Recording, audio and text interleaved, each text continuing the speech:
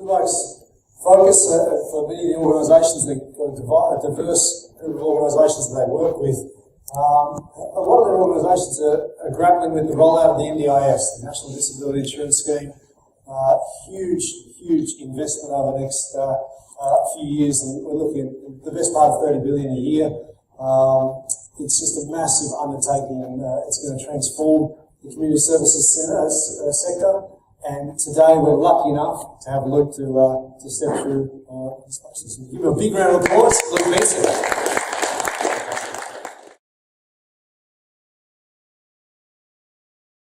And as Jude referred to, Blue Bike Solutions focuses predominantly on delivering value back into the community services sector with technology, strategy and org consulting.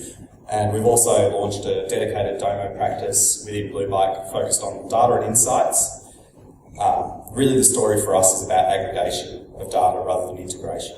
A lot of our organisations we work with don't have deep pockets, they don't have the money to rip and replace, as Catherine referred to rip and replace their legacy systems. We're finding new ways to bring life to those legacy systems, pulling data together in the cloud, in the Domo data warehouse, and really transforming the way they understand their business, the way they make decisions about their business, and the way that impacts on the clients that they have. Today I'm going to be doing something that, like working with kids and animals, I'm going to do a live tech demo, which inevitably will test out the AV systems and everything else, but we're going to, it worked in Sydney, let's see if we can pull it off again today. Also, someone's going to join us during this talk. My stepsister Melissa is going to turn up. She's running a little bit late, so I'll play it a little bit by ear depending on when she arrives, and Melissa will come up on stage and have a chat to us about the NDIS. Melissa's a participant in the NDIS. Okay. The topic for today's talk, helping organisations save money and lives through actionable insights. And we're really serious about this. There's an opportunity with this immense transformation happening in the social services sector, the largest social reform that's probably ever happened in Australia, with the introduction of the National Disability Insurance Scheme. For those of you who, well, basically, even if you lived under a rock, you would have heard about the NDIS over the past few years. That's been receiving a lot of headlines. A lot of those are negative headlines. We do hear a lot of pain out there because this is such a giant change. We've got people experiencing that difficulty of change. But at the same time, there's some real success stories happening. And we're here to really help organisations make their way through this transition and this transformation to their business. And as I said, our main focus is on those community services, not-for-profit organisations who need that extra hand, that extra boost to help them survive and thrive through the next period of change that they're undergoing. For those of you who don't know heaps about the NDIS, I thought I'd just put a little bit of context around it. And there are some people in this room here who live and breathe the NDIS every day, so I'll do my best job at summarising why it exists and what it achieves. It's an investment in people. It's an investment in humans helping humans to live an ordinary life, something many of us take for granted. We have about 1 million Australians, and we'll go through some data soon, who need help on a regular basis, on a daily basis, and about half of those people are eligible for the NDIS. We, just to really get to the nub of it, the anchor of the entire NDIS and also changes happening in the aged care sector and the childcare sector and in many other sectors, the government's transforming how it funds these services. Previously, until now, the government has provided grants and block funding to organisations who would then get that on an annual basis and divvy that out across their client base. Things have really changed. That funding is now going directly into the hands of the participants themselves, and it's creating an opportunity for choice and control, which is the vital aspect of the NDIS. What that means in the long run is people who have empowerment, people who have finally an opportunity to spend more time in the community, get out and about, find work, ultimately contribute back to the economy. This is not a welfare system. The NDIS has been carefully designed by actuaries and everyone else to effectively increase the opportunity for people with disabilities, bring them into the workforce, build capacity, and end up with I guess from the Treasurer's perspective, more dollars in the pocket of Treasury, which is what it's always about for the government at the end of the day. But fundamentally, it's transforming lives. We're going to hear from Melissa today, who has timed her entrance almost to perfection. I'll let her sit down and breathe. Hi, Liz. If I can get you to flick over to Michael, thanks to the other screen. This is where we get into the fun part. I'm going to actually take you through some live content in Domo and give you a bit of an understanding of both how the platform works, how we use the platform, what's possible with Domo, and also why we're spending so much time and energy in investing, why Blue Bike is investing in helping organisations transform themselves through the NDIS. I'm going to find my mouse. Let's start by looking how many people are eligible for the NDIS. If you're over 65, you're serviced through other systems, but people under 65 who are living with a disability and need regular support in their lives account for about 475,000 Australians. This is a log-scale graph, so no wonder why the 475 is almost as big as the 25 million. There's about 5 million Australians who actually need some form of support, but really it's about these participants, these people who are going on this new pathway, entering into a new paradigm of goal setting, targeted funding, choice and control that we're really interested in helping. One question that gets asked quite a bit is, what's this going to cost Australia? To put some, I suppose, figures around that, you can see the ramp-up costs of the NDIS. This all comes from the Productivity Commission's report and forecasts. But the truth is, it's actually, you need some perspective around these numbers. They're just big numbers otherwise. So Dan Tehan is the Minister for Social Services in the federal government. He gave a speech back in June. Some of you might have seen an episode of Q&A that was dedicated to talking about the NDIS. He gave a speech the next day. He wanted to make sure people understood. There's really great stories out there as well, and a lot to be excited about. Dan described it as the greatest and single most important nation-building project on earth, which is a pretty big claim. But when you get a sense of how big the NDIS is, you'll understand the Snowy Hydro scheme over the next 10 years will receive about a $4 billion investment. The NBN, I think, cost about $50 billion. We have $75 billion of road and rail infrastructure being built around the country over the next 10 years. You would have heard about the $90 billion being spent on shipbuilding and submarine building to replace the Navy's fleet. The NDIS of $250 billion over the same period. It dwarfs every other investment the government's making in Australia and in our future.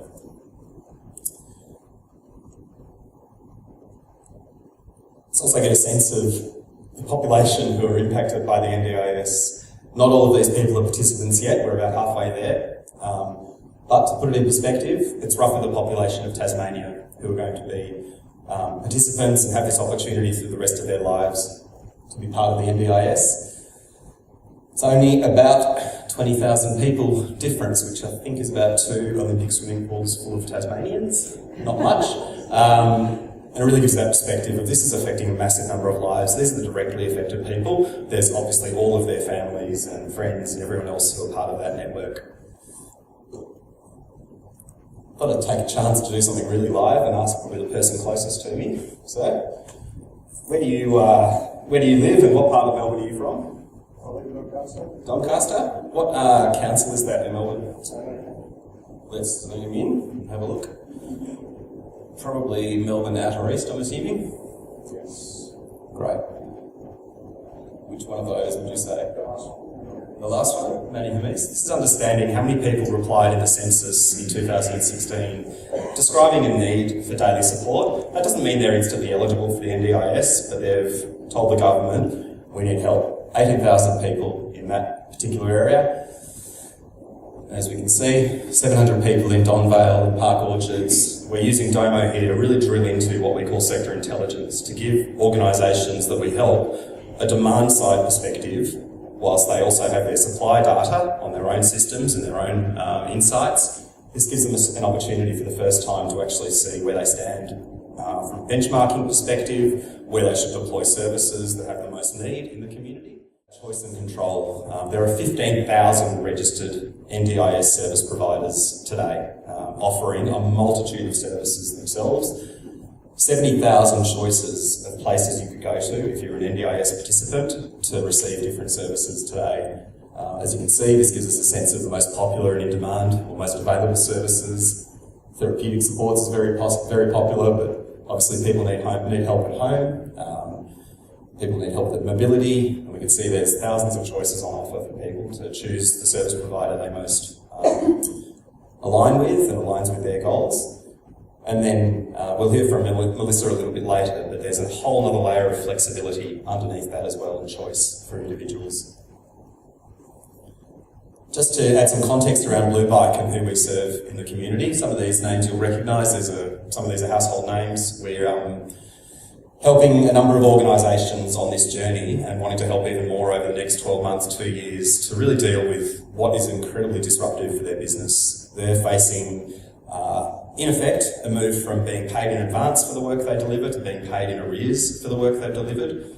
That creates an immense cash flow burden. Many of the organisations are having to almost underwrite the NDIS at the moment off their own bank account balances. It's going to take some time for those gaps to close, but we're seeing quite drastic cash flow issues for organisations at the moment. They're required to put invoices into the government and be paid with remittances, and those claims can take a long time to process at times, if there's any data errors or anything else. We're helping some of these organisations actually drill right down into that evidence to say, I've lodged these 350 invoices, where are they at, how many have been paid, how many haven't been, how much are we owed?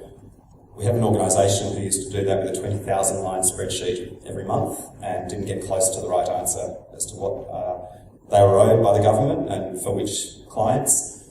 We came in and did a proof of value piece of work for them in 4 hours and connected up their systems, and were able to answer the direct business question, how much are we owed, how much is unpaid, and how much are we missing from invoices that should have gone through that haven't. A bit of shameless nepotism, as I suggested. I'm very lucky to have my stepsister Melissa here today. Melissa and I have been on the NDIS journey together since, I think, June or May, Melissa. And it's been tremendous for us to go through that process together, a planning process, goal setting, putting it all into action. And Melissa's here today in some way because of the NDIS, and also with her carer, Gail. Hi Gail, how you doing? So I'm going to go and grab Liz and I'll be back in a sec.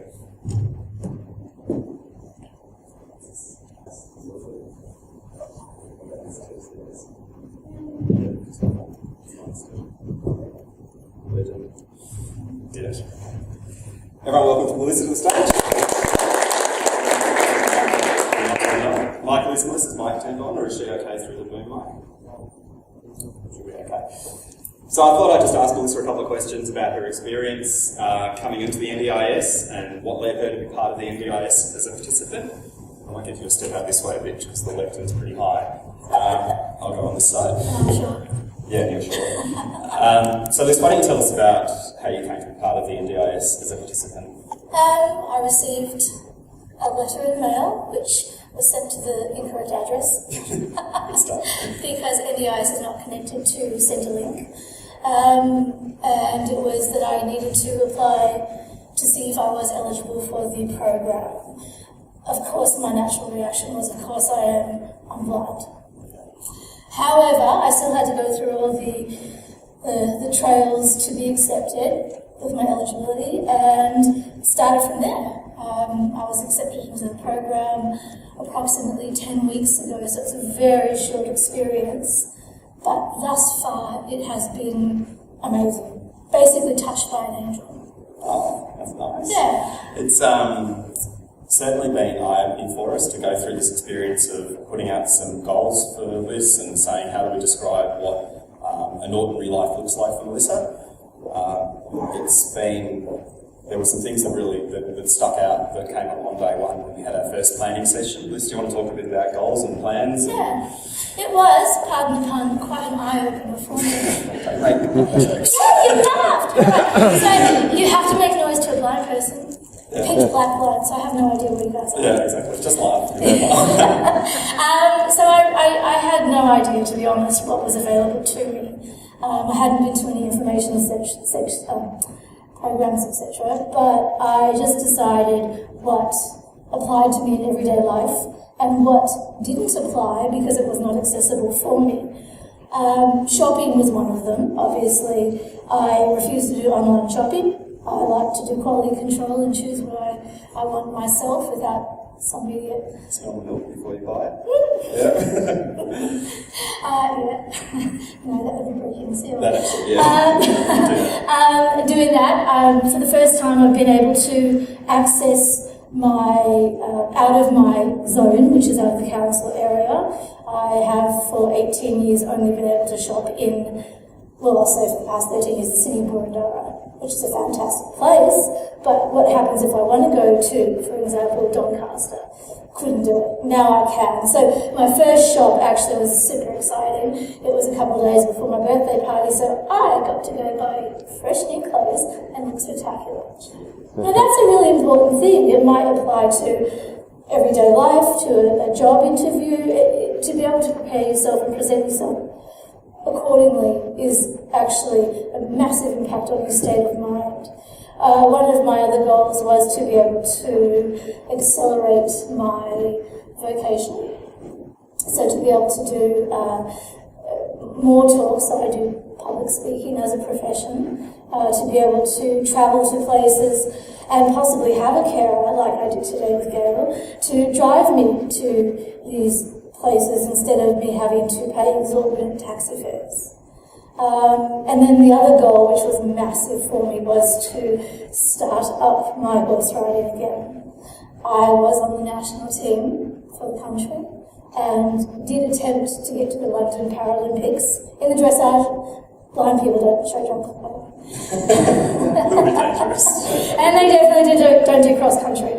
And I didn't make it, but I ended up having to give up riding because it was impossible to get out to training every week, and I certainly couldn't afford it, but now I can, and it's super exciting to be able to get back into the saddle and just enjoy and have fun and feel necessary and important and be part of something really, really good. It really brought it home to me on Tuesday. Up in Sydney, we'd had a planning session where Melissa and I had sat with the NDIS planner and talked about this scenario of being able to go to an event, to a corporate event, come with a carer who's just there to basically help you get around and navigate, maybe introduce you to people, and to be able to extend Melissa's reach. As you can see, she's pretty busy on LinkedIn with her 500 plus connections, and you'll see her all over LinkedIn. It's incredible. She does it all from her iPhone. And I'm just amazed that in 10 weeks we've been able to pull together something that wouldn't have been possible before now. So on that note, I'd really like to thank Melissa for coming along today and up to Sydney.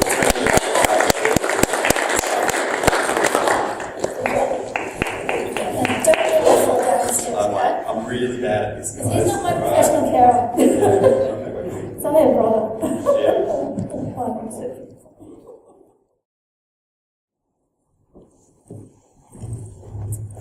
Okay, let's get down to business. We're here to understand how Domo impacts on organisations and how we can change the game. We were lucky enough, I'm just going to skip through this slide. This is just an example of Melissa's bookings that she's able to do now online. I give her a hand with that. Gail just presses a button on her phone and confirms it. It's a piece of cake, and you get an idea of how we're able to access portals and a different world.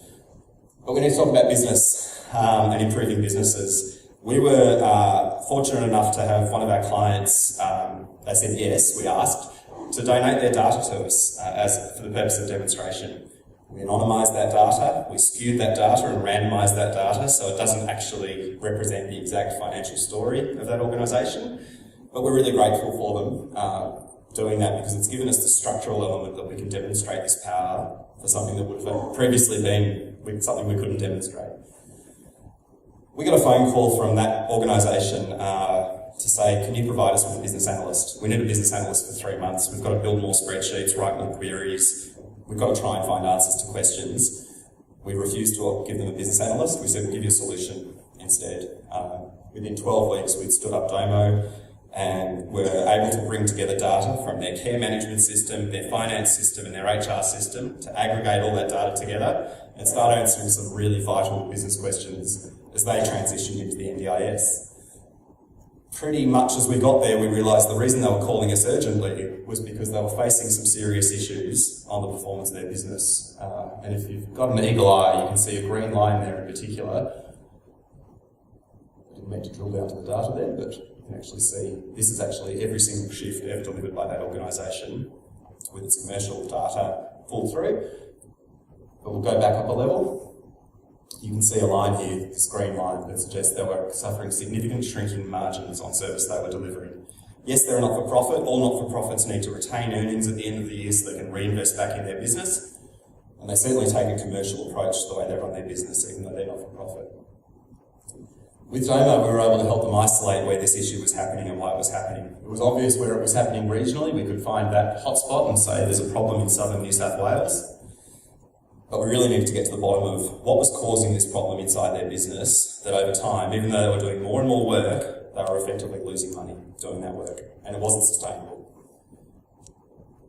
We thought we'd take a look at first to understand the incoming demand for services. This is from the call centre module of their care management system, pulling through all their inquiries data of new business, new people turning up on the phone wanting to order services from them. And that might be an in-home care service or a gardener or something like that. Also different levels of complexity in the market they serve. And you can get a sense here of how they were going meeting demand. You can certainly see that it was trending up. They were taking more and more calls into their call centre.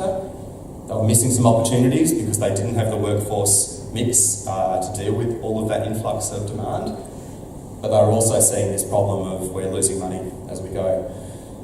And when we drill down into September, into August, we can also see through Domo which channels were people using, where were clients coming from when they engage with the call centre. So we get that really nice perspective on their business and really what channels are most effective. So a marketing person, for example, will really take some benefit out of this, understanding which channels they can invest further in. The problem was we needed to find out where were they losing money. This is a chart or a card in Domo's language that shows us the difference between work that was performed by staff who worked for that organisation as carers versus contractors and subcontractors that organisation was outsourcing work to when they couldn't meet demand with their own people. There's also a whole matching process that has to happen to find the right carer for the right participant. And one of the threats to their business, even though it's great to have an outlet of an agency or a subcontractor to go to when you can't meet demand, it's not their preferred path. It's not how they want to deliver service. And unfortunately, they were finding themselves with a rising number of outsourced shifts for clients. And when we look at the actual area that we were looking at before, we can see that the problem was they were effectively outsourcing way too much business. As demand was coming in, as calls were coming into the call centre, they were literally just handing it over to a subcontractor. If we want to get into the guts of it, we can understand where was this really coming from, this problem. You can see it's connected to the trend of more demand and more business coming in. But if we have a look at August, we can really understand where the problem was and which suburbs were how they were having the most problem finding carers to help people locally. If we drill down to Sydney, you can see there's a particular suburb that particularly stood out. The CEO got on a plane after we set this chart up and flew to Sydney. She went and met with the contact centre team up there and the coordinators and said it is vital that we stop doing this. We have to find a better way to help your clients, but it can't be just handing off all the work to third parties. So she even was able to go down and speak to not a person called Fabrizio, I did change his name, but there was actually just a handful of coordinators who were actually doing this practice who didn't really realise the impact of what they were doing. But you can see the ripple effect of a few people making a decision that ripples all the way up to the bottom line of the organisation and the viability of an organisation. That's just a bit of a walkthrough for you of how we've used Domo to really unlock the power of data in these organisations. As I mentioned before, we really see this relationship between finance data, people data, and customer data. And often these things are very hard to integrate. Systems that are legacy, systems that won't connect to each other. We say stop trying and don't replace those systems. Let's just get the data out, get it somewhere where we can visualise it. And the end result is we've had a bunch of really happy customers and we've had a bunch of approaches through these conferences, and we think there'll be a lot more momentum as we build towards full participation in the NDIS. Just to wrap all that up, sorry, I'm going to refer back to my notes for the first time. As mentioned, we really see Domo as being, and Michael, you can probably throw to the, I'm going to flick through some slides here. These headlines are really important. We aggregate data. We provide it in really, really quick time, quick turnaround and delivery of projects, quick time to value, user-friendly for the business and the end user. Domo provides us with this open architecture where we can connect anything. I'm still yet to walk into a situation where I can't get the data needed into Domo, and what we can achieve at the end of it is Domo for good. We can change society and make a really big impact with it. Thank you today for coming along and for being here. I've really enjoyed it, and I hope you've enjoyed the talk as well. And thank you especially, Melissa, for coming all this way. Appreciate it.